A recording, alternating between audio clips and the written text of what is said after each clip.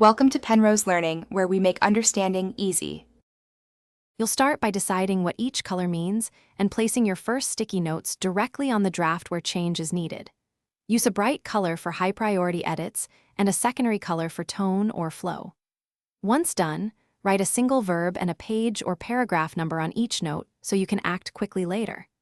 Make sure to stick notes near headings or sentences, not over text, so you can still read the underlying copy while planning edits.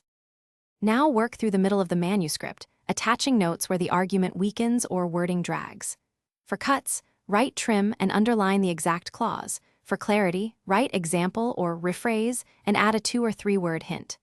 Once you have several nearby notes, group them with a small numbered system so you can batch edits later. Make sure to alternate colors for different edit types, which speeds decisions when you switch from marking to rewriting. Finish by turning every sticky into an action. Rewrite, cut, or verify. Create a checklist from the notes in priority order and work through it, making sure to update the document immediately so nothing is lost. Once done, remove or archive used notes.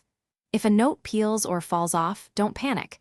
Restick it to a clean area and relabel if needed. Make sure the note still references the correct line number or paragraph, so you preserve. Thanks for watching. If this was helpful, leave a like and consider subscribing. See you next time.